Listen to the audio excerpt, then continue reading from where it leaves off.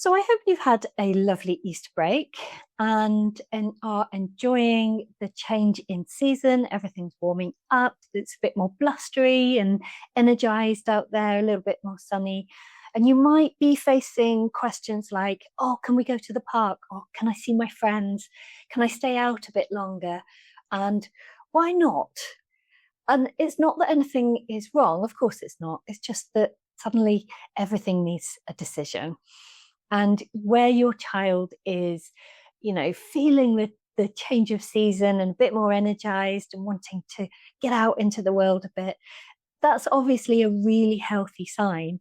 But for you, it can often feel like, well, now I've got more to organize and more to think about and more decisions to make throughout the day. And that's not always happening at the most convenient time.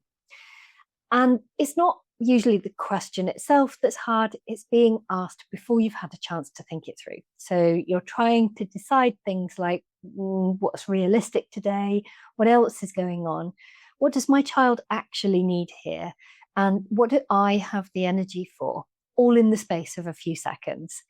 And when that happens, most of us don't respond in a perfectly thought through way. We tend to fall into something quicker.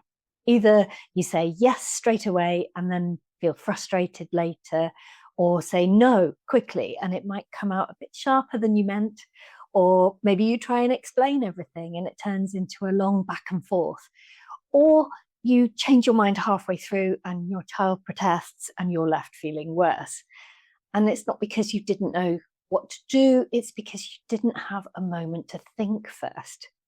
And I think this is even more noticeable right now because there's so much going on in the background, changes in family support services, all the things going on in the wider world, all of which adds extra strain when we're making these everyday decisions that seem like they should be simple.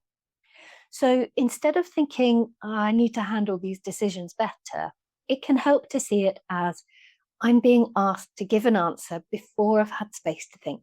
And that's a very different problem. So, one thing you can try is when your child asks for something, instead of answering immediately, give yourself a couple of seconds or longer.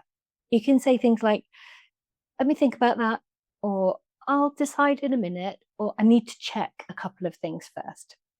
And obviously, it's not about delaying it endlessly, it's just to give yourself time to think things through.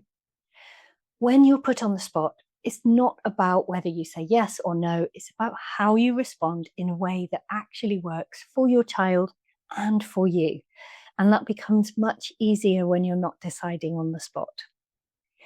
If you're noticing that your responses change depending on the situation, sometimes calm, sometimes reactive, sometimes unsure, that's usually not random. There are often a few consistent ways we tend to respond under pressure.